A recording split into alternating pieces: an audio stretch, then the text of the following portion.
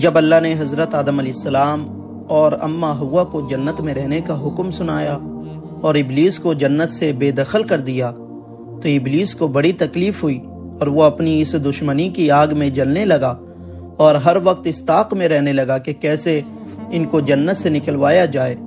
اب یہ مقصد پورا کرنے کے لیے اس کو کسی کی مدد کی ضرورت تھی تاکہ وہ جنت میں حضرت آدم اور اماں حوا تک پہنچ سکے۔ ابلیس کی مدد کس نے کی اور اماں حوا تک پہنچنے میں کیسے ابلیس کامیاب ہوا، یہ سب آج کی اس ویڈیو میں ہم جانیں گے۔ اللہ نے انسانوں کو اشرف المخلوقات بنایا ہے اور حضرت آدم علیہ السلام کو خود اپنے ہاتھوں سے بنایا، اور حضرت آدم علیہ السلام کے بعد حضرت حوا کو حضرت آدم علیہ السلام کی پسلی سے بنایا، پھر ان دونوں کو جنت میں رہنے کا حکم دیا۔ قرآن پاک میں سورہ بقرہ میں اور سورہ طٰہٰ میں اللہ کے فرمان کا مفہوم ہے کہ اللہ نے حضرت آدم علیہ السلام سے فرمایا کہ تم اپنی بیوی کے ساتھ جنت میں رہو اور جہاں چاہو جاؤ، خوب کھاؤ پیو، لیکن اس درخت کے پاس بالکل بھی نہ جانا ورنہ تم نقصان اٹھاؤ گے، اور یہ ابلیس تمہارا اور تمہاری بیوی کا دشمن ہے، اس سے ہوشیار رہنا، کہیں ایسا نہ ہو کہ یہ تمہیں جنت سے نکلوا دے۔ ابلیس حضرت آدم علیہ السلام کو سجدہ نہ کرنے کی وجہ سے جنت سے نکالا گیا، اس لیے وہ ہر وقت حسد کی آگ میں جلتا رہا اور اسی طاق میں لگا رہا کہ کسی طرح حضرت آدم علیہ السلام کو رسوا کر کے جنت سے نکالا جائے۔ اس نے سب سے پہلے مور سے دوستی کی اور اسے اپنی دوستی کا واسطہ دے کر بولا کہ مجھے اپنے بازوؤں پر بیٹھا کر جنت میں پہنچا دو تاکہ میں اپنے دشمنوں سے بدلہ لے سکوں، لیکن مور نے اس بات سے انکار کر دیا۔ ایک دن ابلیس نے دیکھا کہ جنت کے تمام دروازے بند ہیں، مور اور سانپ باہر کھڑے ہیں۔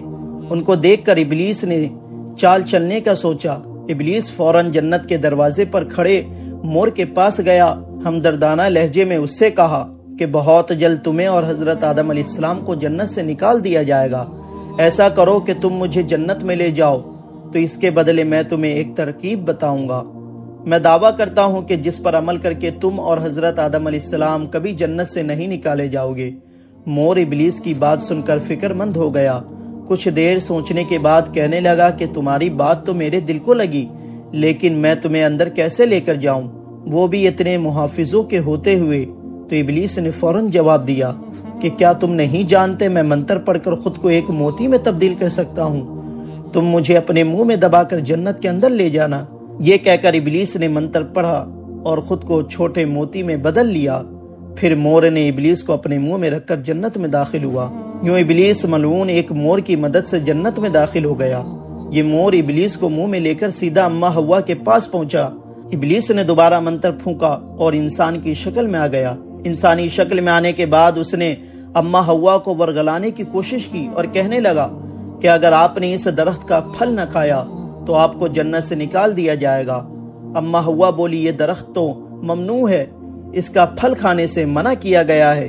ابلیس دوبارہ بولا کہ اس درخت کا پھل نہ کھایا تو آپ کو اور حضرت آدم علیہ السلام کو جنت سے نکال دیا جائے گا۔ پھر ابلیس نے اماں حوا سے کہا کہ اگر آپ کو یقین نہیں ہوتا تو اس سانپ سے پوچھیے، تو سانپ نے تصدیق کر دی تو حضرت حوا کو اس بات پر یقین ہو گیا۔ اس ملعون آخرکار بھٹکانے میں کامیاب ہو گیا اور اماں حوا نے ابلیس کی باتوں میں آ کر اس درخت کا پھل کھا لیا، اور پھر حضرت آدم علیہ السلام کے پاس پہنچی اور فرمانے لگی کہ میں نے اس درخت کا پھل کھا لیا ہے جسے کھانے سے منع فرمایا گیا تھا، اور آپ بھی اس کا پھل کھا لے تاکہ ہمیشہ ہم جنت میں رہ سکے۔ حضرت آدم علیہ السلام فرمانے لگے ہائے افسوس، تم نے یہ کیا کر دیا۔ ابلیس کے مکر میں آنے والی اماں حوا نے حضرت آدم علیہ السلام کو مجبور کیا کہ وہ بھی اس درخت کا پھل کھا لے۔ پھر حضرت آدم علیہ السلام نے بھی ایسا ہی کیا، اور پھر آپ دونوں کو جنت سے بے دخل کر دیا گیا، اور جنت میں ابلیس مور اور سانپ کے ذریعے ہی داخل ہوا تھا، اس لیے مور اور اس کا ساتھ دینے والے سانپ کو بھی جنت سے نکال دیا گیا۔ یوں حضرت آدم علیہ السلام، اماں حوا، مور اور سانپ جنت سے اتر کر زمین پر آ گئے۔ اس طرح حضرت آدم علیہ السلام کو جنت سے نکال دیا گیا۔